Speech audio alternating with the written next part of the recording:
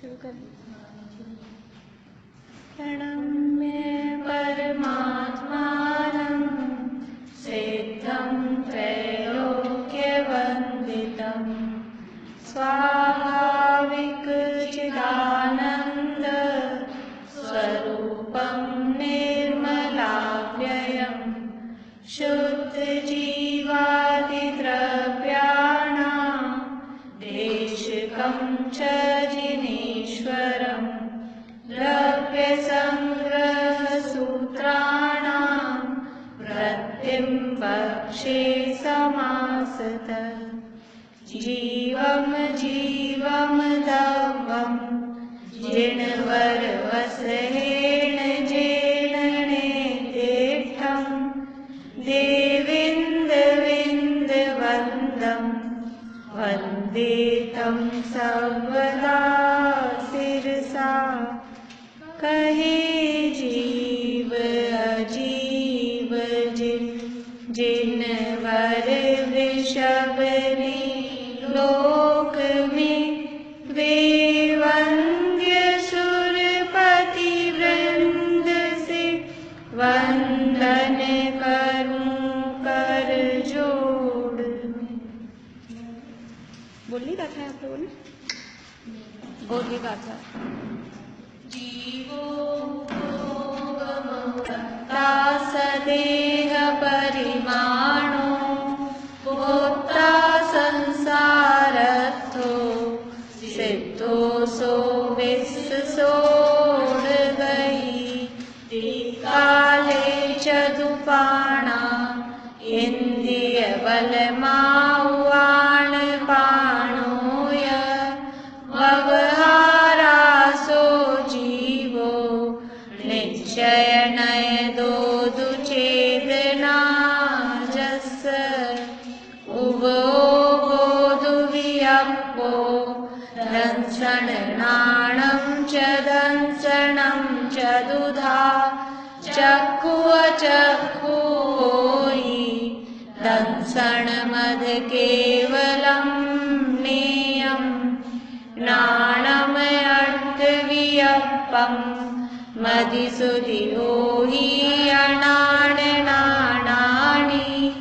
मणपच्चय केवलमवि पच्चख परोक्ष वेयं च अर्थ चदुनाण दंसण सामण्णं जीवलक्षणं वणियं व्यवहारा शुद्धनया शुद्धं पुणदंसणं नाणं वर्णरस पंचगंधा दो फासा अट्ठ निश्चया जीवे नो सन्ति अमुत्ति तदो व्यवहारा मुक्तिबन्धादो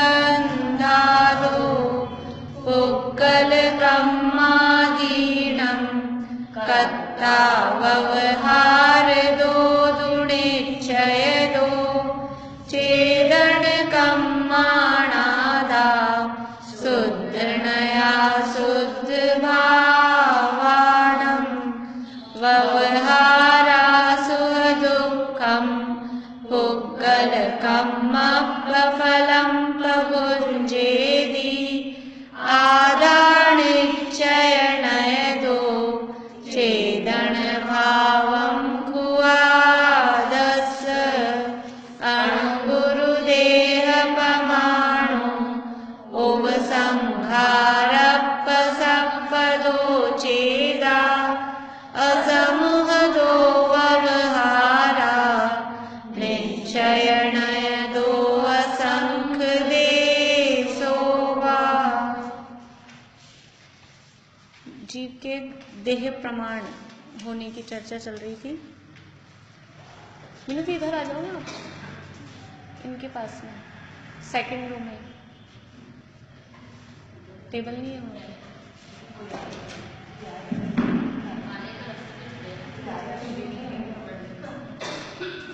या फिर इस साइड आ जाइए।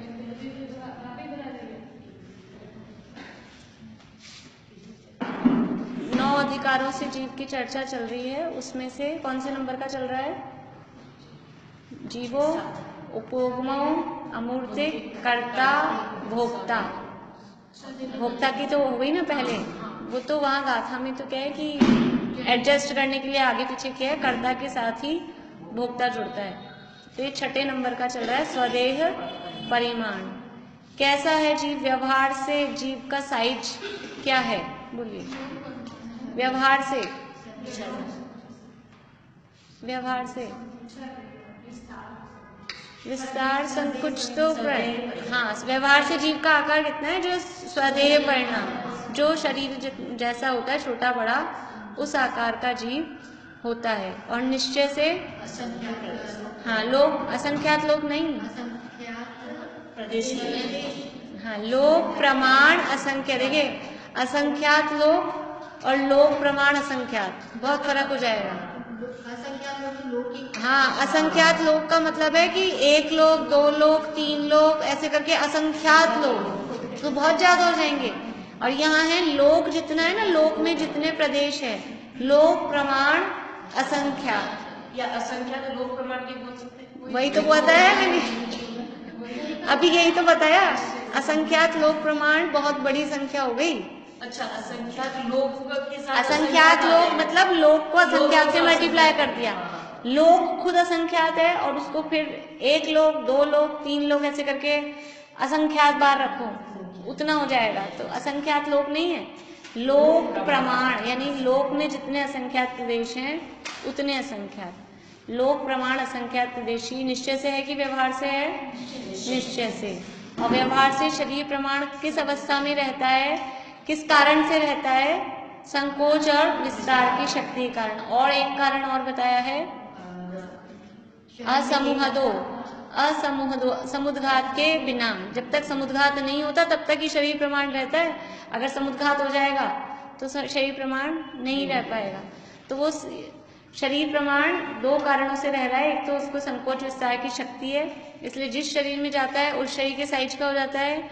और दूसरी बात कि वो असमुद्घात की स्थिति में है। असमुद्घात मतलब आत्मा के प्रदेश शरीर से बाहर हर समय नहीं फैलते रहते हैं, वो कोई विशेष परिस्थितियां होती है तभी वो आत्मा के प्रदेश शरीर से बाहर निकलते हैं। ऐसी कितनी परिस्थितियां हैं जब आत्मा के प्रदेश शरीर से बाहर निकलते हैं? 7। कौन कौन से? 1 2 3 4 कुछ तो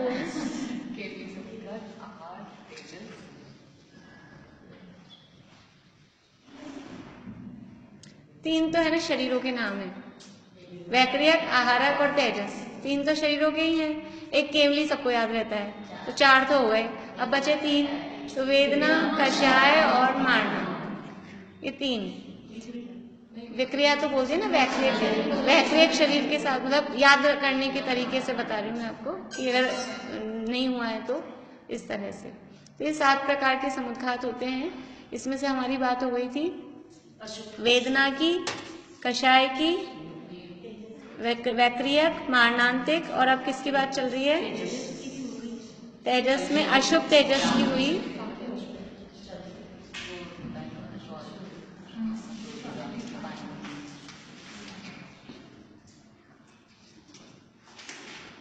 अशुभ तेजस की बात हमने देखी थी। आज अपन ऐसे करते हैं, ये सब पढ़ लेते हैं और फिर कल आपको, आज अपन 3 पढ़ेंगे, एक आहारक, एक तेजस। तो तेजस में 2 प्रकार के हैं, एक अशुभ तेजस और एक शुभ तेजस। जिन लोगों ने पहले दूसरा अध्याय पढ़ा था वो अपनी चाहे कॉपी देखना, हो सकता है उसमें है, मुझे ध्यान नहीं, उस समय बनवाया था नहीं आप लोगों को। तीनों का एक चार्ट बन सकता है, तीनों में एक सी बातें आएंगी, तो जो पहली बार सुनेंगे उनको लगेगा कि सब मिक्स हो गया, कौन सा किसमें पता नहीं। शुभ और अशुभ तेजस का तो डिफरेंस बताया था उसमें। हाँ, तो उसमें ही साथ में हम आहारक भी लिख लेंगे, क्योंकि आहारक में भी पुतला निकलता है, वो कितना बड़ा होता है, उसका क्या आकार होता है, उसका क्या कलर होता है, वो कितनी दूर जाता है, इसमें भी यही सारी बातें हैं। तो तीनों की एक जगह हो जाएगी, तो अपने को याद करने में और समझने में आसानी हो जाएगी। तो जिनके पहले लिखे हुए हैं दूसरे अध्याय के, वो देख लेना क्या क्या लिखा हुआ है आप लोगों के पास, मुझे ध्यान नहीं है, क्योंकि ये दूसरे अध्याय में जब शरीरों का प्रकरण आया था तब अपन ने ये पढ़ा था। तो अशुभ तेजस किनके निकलता है? अशुभ तेजस के स्वामी कौन है?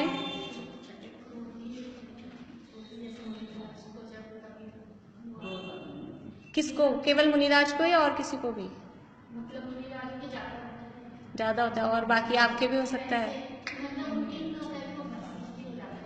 मैं भी पूछ रही हूँ किसको हो सकता है ये तेजस, अशुभ तेजस समुद्घात केवल छठे गुणस्थानवर्ती मुनिराजों के, लेकिन सातवां तो शुद्धोपयोग है, सातवें में नहीं होता। और छठे गुणस्थानवर्ती सभी मुनिराजों के ये समुद्घात हो जाता है। किनके होगा? जिनके जो तेजस रिद्धि के धारी हैं उन्हीं के हो सकता है, यानी तेजस रिद्धि के धारी छठे गुणस्थानवर्ती मुनिराज के ही ये अशुभ तेजस समुद्घात हो सकता है। क्या होता है समुद्घात में? बोलिए सुषमा, क्या होता है इसमें? इसमें बाएं कंधे से एक पुतला निकलता है जो बाएं प्रदक्षिणा देख के फिर वो वहां तक जाता है जहाँ पे उनका मतलब उनको जिसपे क्रोध आ रहा है उस पर जाता है, वहाँ पे उसको नष्ट करके फिर वापस से आके खुद भी भस्मीभूत, मतलब वो भी भस्मीभूत हो जाता है, मुनि भी मूल। हाँ बढ़िया। बाएं कंधे से, बाएं मतलब लेफ्ट साइड वाला जो कंधा है उससे एक पुतला निकलता है। कौन से आकार का पुतला निकलता है? बिलाव के आकार का। कौन से कलर का? सिंदूरी रेडिश कलर का एक पुतला निकलता है। और वो पुतले का साइज क्या होता है इसमें बताया था? बिलाव का साइज 12x9, 12x9 बाई अंगुल का संख्यात्वा भाग, ये ना सूची अंगुल का संख्यात्वा भाग। तो अभी आप सूची अंगुल का संख्यात्वा भाग अगर छोड़ो भी तो 12x9 समझ लो। 12 मतलब क्या? 12 इंच, 12 सेंटीमीटर, 12 योजन, 12x9 योजन स्क्वायर, और उसको क्यूब करेंगे तो 12 योजन बाय 9 योजन बाय सूच्यंगुल बटा सूच्यंगुल का डिवाइडेड बाय संख्या। सूच्यंगुल क्या है ये मैंने कल कहा था ना कि इसके लिए पल्ले सागर पढ़ा है आप लोगों ने? पल्ले और सागर, पल्ले और सागर से भी आगे देखो। पल्ले और सागर ये तो है काल की नापने की मतलब राशियां, इससे टाइम को नापा जाता है, कितने पल्ले की आयु है, कितने सागर की आयु है, पल्ले और सागर से। और अंगुल है ये क्षेत्र की, हाँ क्षेत्र। अभी ये कोई ऐसा गणित है दुनिया में? आप बताओ कि 1 लीटर में कितने मीटर होते हैं? ये ऐसी बात है? पल्ले सागर में पढ़ाते पढ़ाते फिर अंगुल बढ़ाया आगे, और अंगुल को पल्ले सागर से कंपेयर किया है। ये अलौकिक गणित है, इसलिए इसका नाम अलौकिक गणित। शेत सबसे छोटा नहीं होता है, छोटा होता है। अंगुल मीन्स होता है पौन इंच, उंगली नहीं, हाँ वो इतना ही होता है करीब पौन इंच जितना, इसको अंगुल बोलते हैं। लेकिन इस अंगुल में इतने प्रदेश हैं, कितने प्रदेश मैंने एक दिन आपको बताया था कि कितने टाइम लग जाएगा एक प्रदेश पर एक समय में चलेंगे। इस अंगुल में जितने प्रदेश है ना, इसमें एक समय में एक प्रदेश कवर करेंगे, तो ये अंगुल के प्रदेश पूरे कितने समय में कवर हो जाएंगे? कितना टाइम लग जाएगा? 1 मिनट, 2 मिनट, 1 घंटा, 2 घंटा, जितने जितने नहीं, एग्जैक्ट बताए थे मैंने आपको, जितने जितने नहीं है। असंख्यात के आगे क्या? असंख्यात समय तो आवली में ही होते हैं, असंख्यात समय तो पलक झपकने में ही लग जाते हैं। कितने असंख्यात, कितने वाले असंख्यात? असंख्यात कल्प काल लग जाते हैं इसके एक एक प्रदेश को कवर करने में, इस एक अंगुल की कल्प काल। कल्प काल समझते हैं? भाभी तो समझते हैं। 20 कोड़ा कोड़ी सागर का एक कल्प काल होता है। वो सागर 20 कोड़ा कोड़ी सागर वो टाइम की मेजरमेंट है, और ये है एरिया का। ये अलौकिक गणित है जिसमें एरिया को टाइम से कंपेयर किया है, वरना कोई मीटर में किलोमीटर और लीटर में मीटर नहीं बता सकता। ये ऐसी स्थिति है लीटर में मीटर बताने वाली। इसलिए अभी इतना ही समझ लीजिए बस, ये सूची अंगुल होता है। ये है अंगुल, ऐसे समझ लीजिए ये है अंगुल। एक प्रदेश को नहीं, एक ये जो अंगुल है ना, एक अंगुल के एक प्रदेश को एक समय में पार किया, दूसरे प्रदेश को दूसरे समय में पार किया, तो इसमें कितने प्रदेश हैं? उन पूरे प्रदेशों को पार करने में असंख्यात कल्प काल लग जाते हैं। मतलब कि इसमें इतने ज्यादा प्रदेश हैं। कहने का मतलब क्या हुआ? इतनी सी जगह में आकाश के प्रदेश कितने हैं? वो इतनी सी जो चीटी से भी छोटा जो अपने को दिखते हैं ना किताबों में हो जाते हैं बारीक, जो चलते हैं तो ही दिखते हैं अपने को जीव, इतना से जीव भी कितनी जगह घेर रहा है आकाश की, असंख्यात प्रदेश घेर रहा है वो इतना सा जीव भी।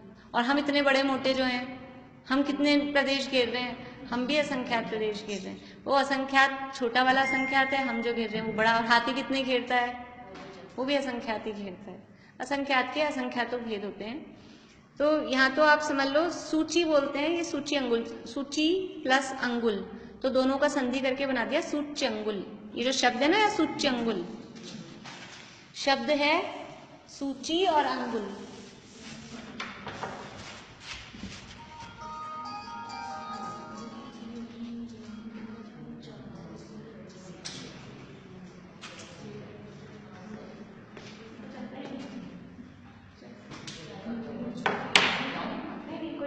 मैं तो वैसे ही मुझे है तो चलो लगाया था।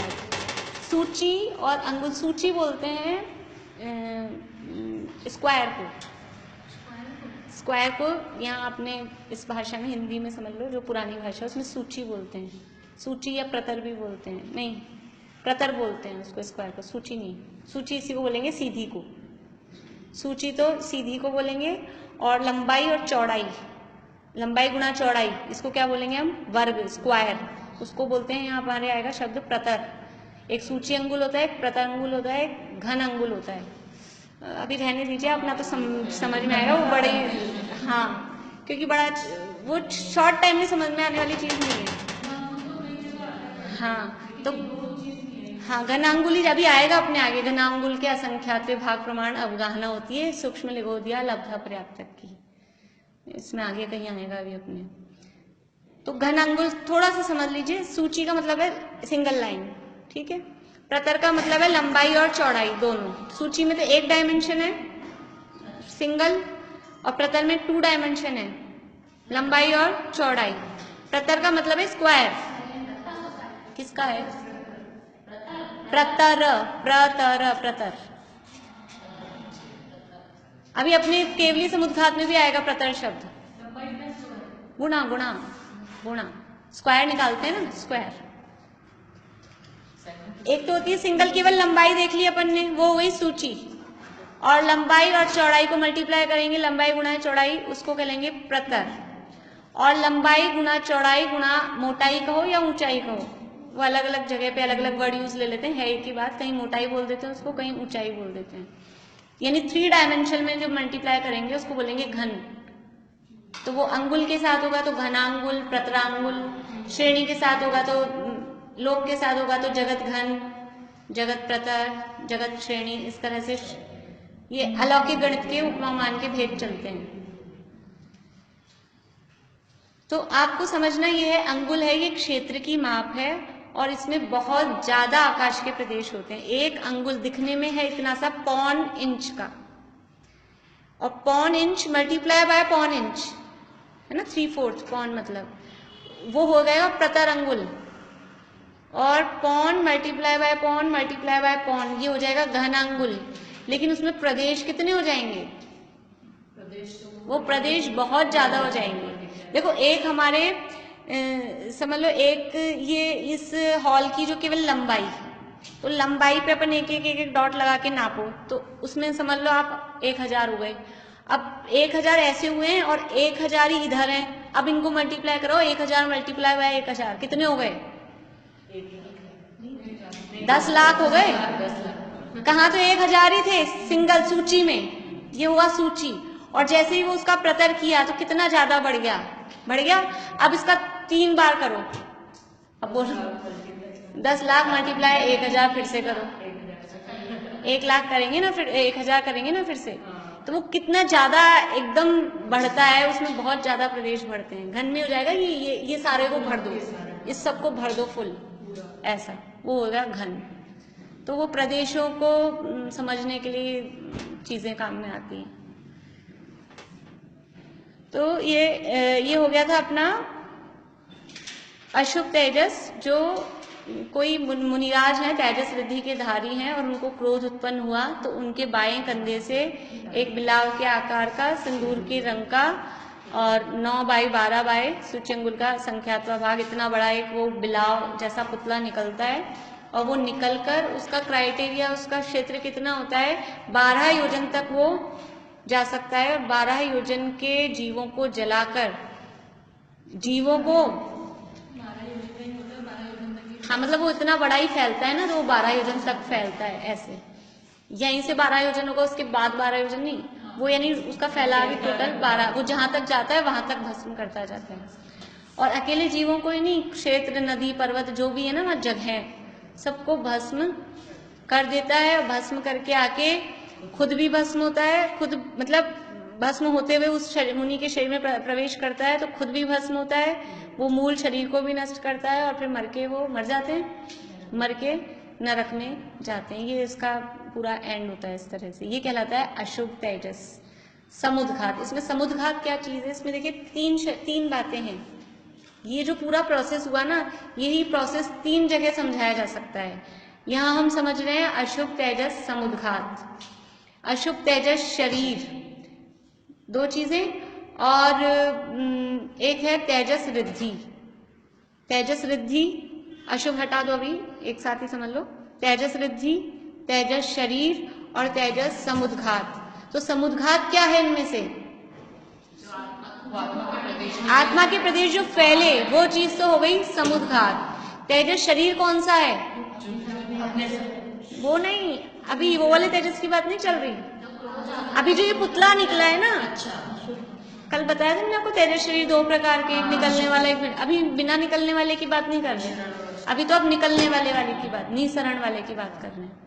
तो ये जो निकला है ना, ये क्या है, तेजस शरीर। निशरण अशुभ तेजस, वो शुभ है अशुभ है वो अलग अलग लगा लेंगे अपन।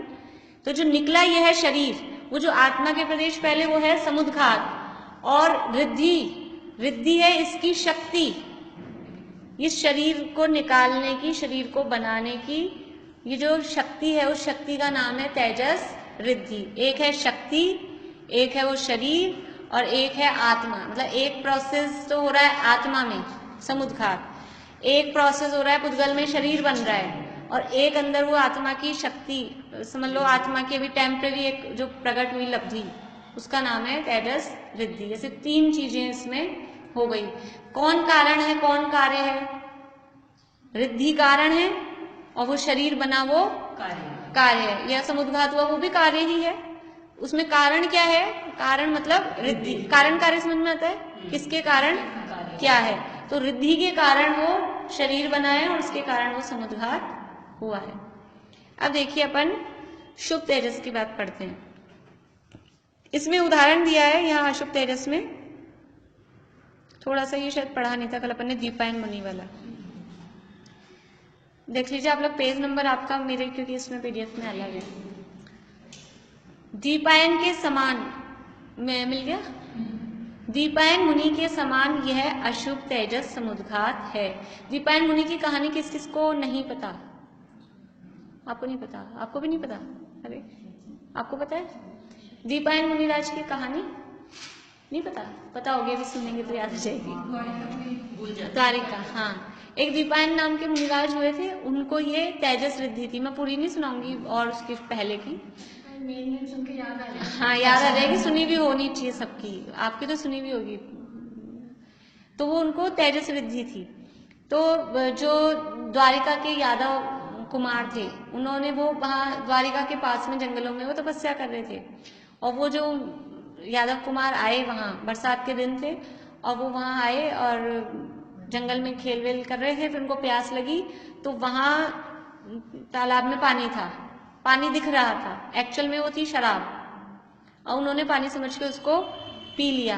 पानी पीने से, वो शराब पीने से उनको नशा चढ़ गया, नशा चढ़ के उन्होंने समझ लो मुनिराज के साथ बदतमीजी की, अगर अपशब्द बोले, कुछ भी छेड़ा उनको, तो मुनिराज को आ गया गुस्सा, और उनको रिद्धि थी तेजस रिद्धि, तो गुस्सा इतना भड़का कि उनके बाएं कंधे से वो तेजस पुतला निकला, और वो तो कुमार तो यहीं के यहीं थे, चाहता तो इन्हीं को भस्म करता और छुट्टी, लेकिन वो पूरा 12 योजन तक का एरिया का है ना उसका, तो वो गया, पूरा द्वारिका को जलाया, पूरा यानी तो खाली जीवों को ही नहीं भस्म किया, पूरी नगर, पूरा वहां जला जलू के वापस आके खुद तो जल ही गया और मुनिराज को भी जलाया, फिर वो नरक गए।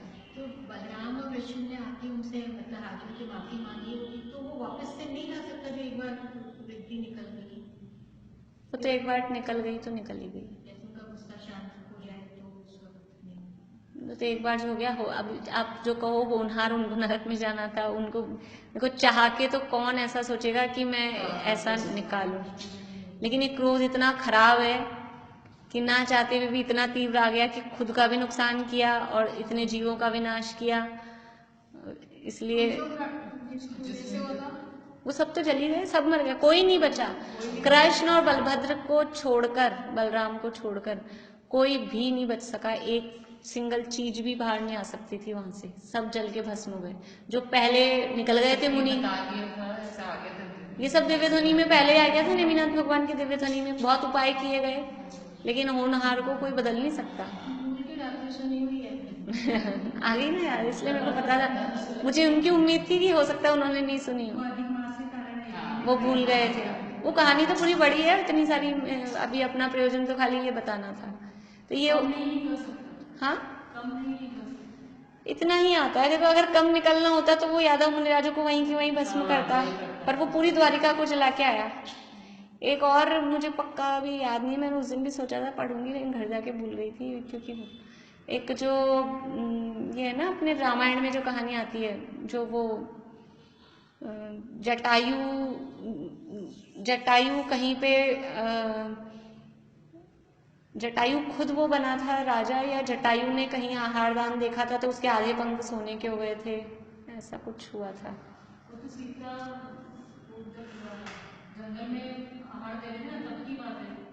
तो वो जटायु का जीव शायद पूर्व में कोई राजा था, ऐसा कुछ था। मुझे बहुत मतलब कच्ची कच्ची याद आ रही है। वहां पे भी ऐसी कुछ कहानी है। वो दंडक वन जो नाम है ना, दंडक नाम का नगर था उस जगह। हाँ, ये जटायु दंडक राजा का जीव था ना। हाँ, तो वो दंडक नाम का नगर था, और वो भी नगर किसी मुनिराज के क्रोध के कारण वो भस्म हुआ ऐसे। और वो राजा था वहां का, और फिर वो ये जटायु बना। और फिर बाद में शायद उसके लिए आकार भविष्यवाणी भी ये थी कि यहाँ जब ये लोग आएंगे कोई, तो वो पेड़ों में फिर हरी पत्तियां आएगी, ऐसा कुछ लक्षण किसी मुनिराज ने बताया था। वो बिल्कुल जल गया था, सब खत्म हो गया था वहां पर भी इसी तरह से। तो ये मुनिराज के क्रोध से, रिद्धि के प्रभाव से, सामान्य रूप से ऐसा क्रोध नहीं होता है, पर वो रिद्धि होती है तो इतना भयंकर है तो जीव की, लेकिन जीव की वैभाविक ही है, समझ लो। ये कोई अच्छी स्वाभाविक शक्ति तो है नहीं। हाँ, है तो आत्मा की, इसीलिए इनको रिद्धि शब्द दिया है, रिद्धि शब्द दिया है। हाँ, अशुभ रिद्धियां, 64 रिद्धियों में भी कुछ 2-3-4 रिद्धियां ऐसी हैं वो अशुभ रूप है। वो तू मर जाए ऐसा बोले और मर जाए, क्या नाम है ना उनका, आशीविश रिद्धि, इस तरह की रिद्धियां हैं। तो कोई मुनिराज को इस तरह की रिद्धि और उन्होंने मुंह से बोला तू मर जा, वो मर भी जाए सामने वाला, जैसे बोलते हैं ना दुनिया में जो कहते हैं श्राप दे दिया, ऐसी वो रिद्धि हो जाती है। तो द्वीपायन मुनि के समान यह अशुभ तेजस समुद्घात है। अब दूसरा शुभ की बात बता रहे हैं। लोक को व्याधि दुष्काल आदि से पीड़ित देखकर जिसको दया उत्पन्न हुई है, ऐसे परम संयम के निधान महर्षि के मूल शरीर को छोड़े बिना पूर्व कथित देह प्रमाण वाला शुभ आकृति वाला पुतला दाएं कंधे से निकलकर दाईं ओर प्रदक्षिणा करके व्याधि दुष्काल आदि मिटाकर पुनः अपने मूल स्थान में प्रवेश करता है। यह शुभ तेजस समुद्घात है। देखिए अब कंपैरिजन कर रहे हैं, वो कहाँ से निकल रहा था, ये कहाँ से निकल रहा है, दाएं से। उसका आकार कैसा था, अशुभ। इसका आकार कैसा है, यहाँ पे आकार नहीं बताया, शुभ आकृति, शुभ आकृति दिया। कहीं कहीं इसका आकार मिलता है हंस के आकार का। पुरुषाकार कहाँ लिखा है, पुरुषाकार तो आहारक में है, इसमें नहीं आकार, इसमें शुभ आकृति वाला लिखा है। तो कहीं कहीं उसका मिलता है कि हंस के आकार का है, नहीं तो हम शुभ आकृति बोल सकते हैं, जो भी आकृति हो शुभ है। मतलब कलर भी इसमें नहीं दिया है, कलर भी उसका मिलता है श्वेत, शंख के समान श्वेत, जैसे शंख सफेद होता है वैसा सफेद। उसका कैसा था कलर? सिंदूरी लाल। और वो क्यों निकला था? क्रोध के कारण, किसी को भस्म करने के लिए। और ये निकला है कि जिसको दया उत्पन्न हुई है। दया क्यों उत्पन्न हुई है? कि लोग को, यानी दुनिया में किसी कोई व्याधि दुष्काल, यानी किसी जगह बहुत बड़ा महामारी फैल रही है, अकाल पड़ रहा है, जीव सब परेशान हो रहे हैं, सारे लोग समझ लो सारे मनुष्य तिरंजित जितने भी हैं त्राही त्राही कर रहे हैं, समझ लो। हाँ, तो उनको अंदर से करुणा उत्पन्न हुई। देखो 2-3 बातें हैं। पहली बात तो रिद्धि हो अंदर, रिद्धि होने पर भी वो पुतला निकल ही जाए जरूरी नहीं है, रिद्धि भी हो और फिर ऐसी करुणा उत्पन्न हो, दोनों का एडजस्टमेंट हो, तब जाके वो पुतला निकले। अकेली करुणा हो लेकिन रिद्धि नहीं हो तो काम नहीं हो सकता। और रिद्धि भी हो लेकिन नहीं आई, अंदर में भाव नहीं आए ऐसे करुणा के, मुनिराज हैं, आए तो आए, नहीं आए तो नहीं आए। तो ऐसे पढ़ने उनका तो अहित ही होता है ना, उनको तो शुद्धोपयोग में ही रहना, क्योंकि आचार्य उपाध्याय साधु का सामान्य स्वरूप है कि मुख्य रूप से तो निर्विकल्प स्वरूपाचरण में ही मग्न रहना, ये उनका मुख्य काम है। फिर कभी कषाय का राग का उदय आ जाए, करुणा बुद्धि हो जाए, तो ऐसी करुणा, इतनी करुणा किसी को आती है किसी को नहीं आती, वो अपने उपदेश वगैरह भी, पर वो करुणा बुद्धि एक सामान्य हुई। और ये समझ लो कि किसी को देख के इतना, देखो अपन लोग रास्ते में निकलते हैं, अपन सब मान लो गाड़ियों में से जा रहे हैं अलग अलग, अब कोई आते हैं मान लो बैगर्स वगैरह आते हैं, कोई इस तरह की, अपन कहीं से निकल रहे हैं, ऐसे लोग दिखते हैं कहीं, तो कुछ को मन में विचार आके आ जाता है कि कैसे दिन दुखी हैं, आगे बढ़ जाते हैं। किसी को आता है तो कोई 2-4 रुपए 10 रुपए कोई दे दिया, और किसी को और भी कुछ ज़्यादा आता है, वो रुक जाएगा, उसको बात करेगा, तेरे क्या तकलीफ है, तू काम कर, मतलब वो पूरा सबका अपने अपने अलग अलग टाइप का होता है ना करुणा का हिसाब भी, कि कैसा क्या है। तो ऐसे ही मुनिराजों को भी करुणा आ जाती संजुलन कषाय के जन्य, लेकिन किसको किस लेवल की आ रही है उसमें फर्क है। तो इनको अगर इतने तीव्र लेवल की आ जाए कि ये दुखी है, इनका दुख दूर हो जाए, और उनको अंदर रिद्धि है, तो अंदर ऐसी तीव्र भावना ही, कैसे जीव दुखी हो रहे हैं, परेशान हो रहे हैं, इनका दुख कैसे दूर हो, और तीव्र अंदर यही विकल्प उनके चल गया, तो वो शुभ तेजस एक समझ लो शुभ आकार का और उज्जवल धवल सफेद और पुतला निकलता है, और वो भी वही 12 योजन तक के एरिया में जाकर और सब माहौल बढ़िया कर देता है। जितनी भी महामारी, रोग, दुर्भिक्ष, अकाल जो भी था, वो सब दूर होके वापस आके मूल शरीर में समा जाता है, समझ लो विलीन हो जाता है, उसका काम खत्म हो गया। वो ये मूल शरीर तो वैसे रहता है, यानी मुनिराज का इसमें कोई मरण वगैरह नहीं होता, यहाँ नुकसान नहीं है, यहाँ मुनिराज वैसे ही हैं। वो शरीर अंतर्मूर्त के लिए बनते हैं, ये जो टेम्पररी ये जो बन रहे हैं, चाहे अशुभ तेजस हो चाहे शुभ तेजस हो। टाइम कितना है दोनों का? अंतर्मुहूर्ति। अंतर्मुहूर्त में जो भी काम के लिए निकला है वो काम पूरा करके और मूल शरीर में प्रवेश कर जाते हैं। अशुभ अशुभ दोनों ही होते हैं।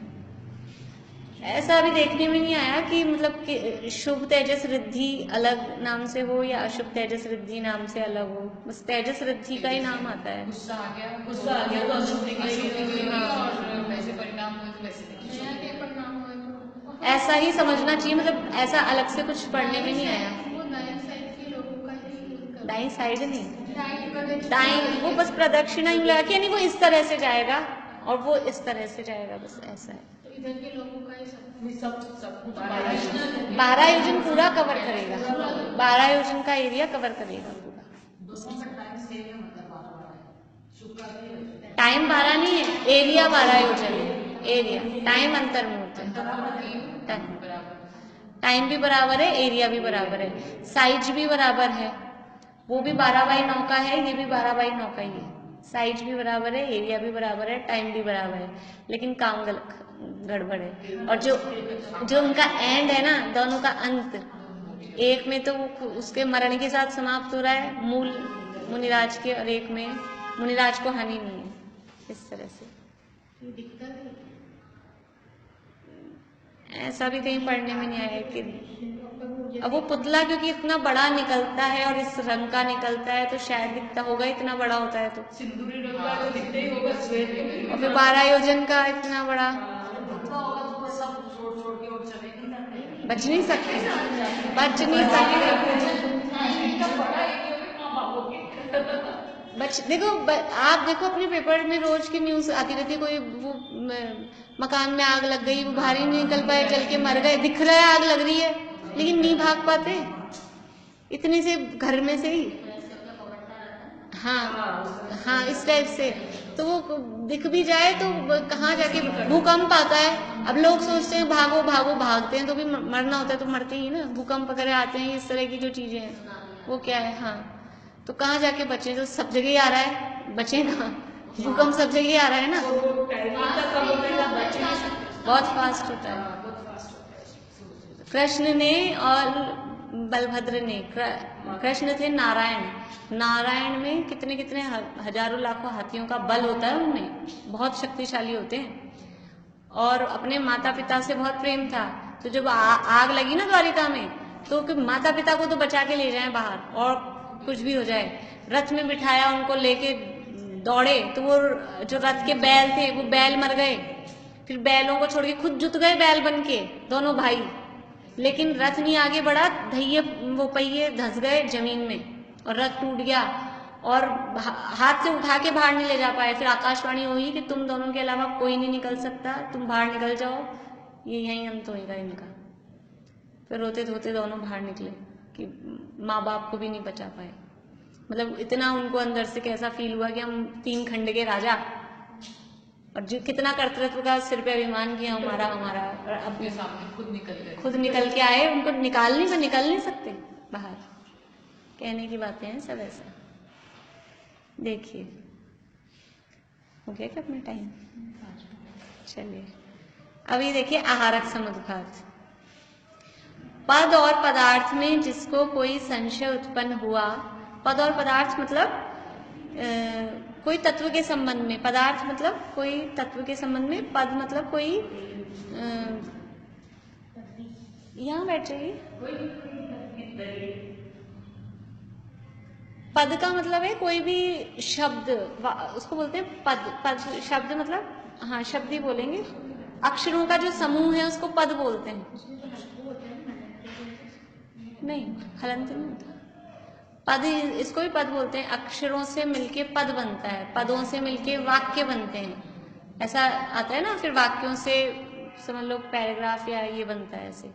तो पद का मतलब है कोई किसी शब्द का अर्थ नहीं आ रहा, पद का अर्थ शब्द ही लिखे है, शब्द, किसी शब्द का अर्थ नहीं आ रहा, या पदार्थ मतलब कोई तत्व की बात नहीं आ रही कोई समझ में, ऐसा कोई शंका है। तो पद और पदार्थ में जिसको कोई संशय उत्पन्न हुआ, ऐसे परम रिद्धि वाले महर्षि के मूल शरीर को छोड़े बिना शुद्ध स्फटिक जैसी आकृति वाला एक हाथ का पुरुषाकार पुतला मस्तक के मध्य में से निकलकर अंतर्मुहूर्त में जहाँ कहीं केवल ज्ञानी को देखता है, वहाँ उनके दर्शन से अपने आश्रयभूत मुनि को पद और पदार्थ का निश्चय उत्पन्न करके फिर अपने स्थान में प्रवेश करता है, उसे आहारक समुद्घात कहते हैं। देखिए इसमें क्या होता है, अशुभ तेजस क्यों निकला था? क्रोध आ गया था, दूसरे को भस्म करना चाहता था। शुभ तेजस क्यों? करुणा उत्पन्न हो गई थी, रोग महामारी दुर्भिक्ष को ठीक करना चाहता था। अभी आहारक शरीर क्यों निकल रहा है? कोई शंका उत्पन्न हो गई। जैसे अभी हमने शब्द पढ़ लिया सूच्यंगुल। अभी सूच्यंगुल क्या होता है? मान लो कोई ऐसे मनराज हो, उनको ऐसा कोई शब्द आ जाए, अब उसी में उपयोग अटक रहा है, आगे नहीं बढ़ पा रही, ये होता क्या है, होता क्या है, ऐसा संशय उत्पन्न हो गया। अब आसपास में कोई है ही नहीं जिससे पूछ लिया जाए। ये भी तो चाहिए ना कि हम किससे पूछें जिसका हमको समाधान मिल जाए। कोई नहीं मिला ऐसा उनको, और उनको विकल्प तीव्र है कि इसका समझ में आ जाए ये चीज क्या होती है। तो उनको थी आहारक रिद्धि। ये तीनों जो शरीर निकल रहे बिना रिद्धि के नहीं निकल पाते हैं, तेजस रिद्धि हो या आहारक रिद्धि हो। तो आहारक रिद्धि उनको थी और उनको ऐसा संशय उत्पन्न हो गया। अब खुद को आसपास में अब पता है कोई है तो वो दूर है, इतनी दूर हम जाएंगे, चौमासे कसम है, जा ही नहीं सकते। तो उनको अपने संयम की भी रक्षा करनी है और उनको उस बात का पता भी करना है। तो ऐसे में उनके मस्तक से, ये कहलाता है मस्तक, उनके मस्तक से, ये मस्तक ये नहीं होता, ये होता है मस्तक, ये मस्तक को लोग यही समझते हैं, ये है लला, ये होता है ना, इसको बोलते हैं मस्तक। गंधोदक कहाँ लगाते हैं? गंधोदक यहाँ लगाते हैं, जो डाल लेते हैं लोग,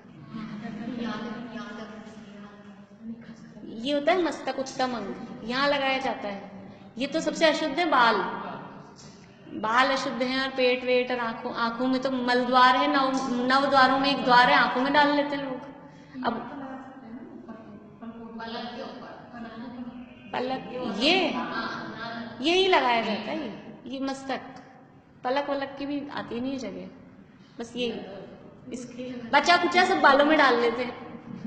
ये लोगों को विवेक ही नहीं है। जो बच्चे हाथ में लेंगे, एक तो हाथ में लेंगे खूब सारा, अब वो कितना सा लगना है यहाँ, तो फिर क्या करे बच गया तो लो ही मत ना इतना सारा, लेना ही नहीं चाहिए, लेना ये परंपरा ही खराब है, परंपरा ही गलत है कि वो उनसे आप लो, ना तो देना चाहिए देने वाले को, ना लेना चाहिए। वो आपके उसमें रखा रहता है ना, उसमें से आप उतना ही एक बूंद लो बस। वो कोई ऐसे थोड़ी ना कि प्रसाद है, पेट भरने की चीज है कि आ जाओ खूब सारा, अभिनय होती है उससे। हाँ, तो मस्तक से एक हाथ प्रमाण, एक हाथ किसे कहते हैं? ये मुट्ठी बंद करेंगे, मुट्ठी बंद करके कोहनी से यहाँ तक का जो होता है ये कहलाता है एक हाथ। 2 बिलस्त का एक हाथ होता है, आप नापेंगे 2 बिलस्त आएगा, ये बिलस्त बोलते हैं इसको। 2 बिलस्त का एक हाथ होता है, और 4 हाथ का एक धनुष होता है। ये नाप है ये सब। अभी ये भी है, अभी तो अपने अपना हाथ समझना है, उसमें फिर वो प्रमाण का अलग होता है, व्यवहार का अलग होता है, वो अलग अलग है नाप सबकी। अभी अपना यही वाला अपने हाथ का समझ लो। तो 2 बिलस्त का एक हाथ, तो एक हाथ यानी ऐसा खुला नहीं, मुट्ठी बंद करके जो साइज आएगा, आप नापोगे तो उतना ही आएगा, अगर मुट्ठी खोल लोगे तो बड़ा बढ़ेगा। तो एक हाथ प्रमाण कौन से आकार का है? पुरुषाकार, मनुष्याकार, क्या लिखा है? पुरुषाकार, पुरुष के आकार का, मनुष्यों में भी पुरुष के आकार का एक पुतला, बिल्कुल समचतुरस्र संस्थान वाला, बढ़िया शुभ आकृति। ऐसा नहीं कि पुरुषाकार भी एक हाथ प्रमाण है तो इतना बड़ा मुंह है, इतने इतने से पैर है, ऐसा नहीं, बिल्कुल समचतुरस्र संस्थान वाला। हाँ, वो पुतला निकलता है, और वो जो उनको शंका संशय उत्पन्न हुई है वो निकलता है, और जहां निकट से निकट जहां उनको कोई केवली या शुद्ध केवली उस वहां हो विराजमान, वहां तक वो पुतला जाता है और अपनी शंका का समाधान वहां से प्राप्त करता है। केवली के भगवान के समर्षण में जाएंगे तो वहाँ सारी शंकाओं का समाधान होता ही होता है, या फिर कोई शुद्ध केवली जो द्वादशांग के पाठी हैं, जिनको समस्त शुद्ध का ज्ञान है, उनके पास जाते हैं तो वो शंकाओं का समाधान हो जाता है।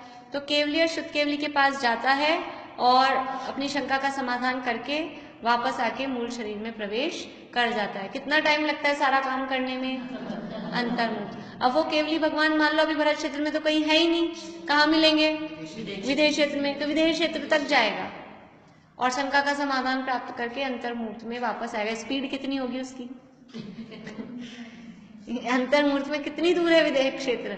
तो ये भी दिखाई देता नहीं, ये नहीं दिख मतलब अपन वही, इसलिए मैं स्पीड बता रही हूँ, इतनी फास्ट निकल के गया। हाँ, उससे भी कितना फास्ट है, तो दिखने का इसका सब मतलब नहीं लगता है पॉसिबिलिटी, क्योंकि इतना फास्ट ये जाता है आता है। और स्फटिक जैसा होता है, सफेद होता है ये भी, लेकिन सफेद में भी स्फटिक की जैसा, तो वो ऐसा चमचमाता हुआ सा कुछ एकदम से कोई चीज अपन समझ ही नहीं पाओ कि क्या है कहाँ है। और मुनिराज ज्यादातर जंगलों में इस जगह ऐसी जगह होते हैं, वहाँ कौन तो बैठा होता है। अब वो जब जा रहा होता है तो भी इतना फास्ट होता है कि हमको समझ में आना मुश्किल है। तो समझ में आ गया? अभी तीनों का कंपैरिजन समझ में आ रहा है आप लोगों को? इसके पॉइंट्स लिख लीजिए आप लोग। जैसे पहला प्रयोजन, अंतर तीनों वो जो बनाएंगे ना अपन चार्ट, तो प्रयोजन क्या है तीनों का? एक में लिखेंगे आहारक, फिर एक में लिखेंगे अशुभ तेजस, एक में शुभ तेजस। तो पहले में लिखेंगे प्रयोजन क्या है, फिर उसका कलर, फिर उसका आकार। प्रयोजन वर्ण, आकार, और निमित्त, क्रोध के निमित्त से, करुणा के निमित्त से, या संयम की सुरक्षा के निमित्त से, ऐसे निमित्त। और हाँ, समय तीनों का एक से है, लेकिन समय भी लिख लेंगे। और उत्पत्ति का स्थान, कहाँ से निकल रहा है, उत्पत्ति का स्थान। कितने पॉइंट हुए? 6 हुए। और कोई समझ में आए तो देख लेना आप लोग। इसका फिर वो लास्ट में इसका हाँ, एंड, ये अंत, अंत या फल, ऐसा कुछ भी बना सकते हैं, परिणाम, अंत, जो भी है। हाँ, ये लास्ट पॉइंट, 7 हो गए। ये 3 कॉलम, मतलब 4 कॉलम बन जाएंगे, एक में तो ये अंतर का आधार और 3 इन तीनों की। इतना ही आपको देखना है। चलिए।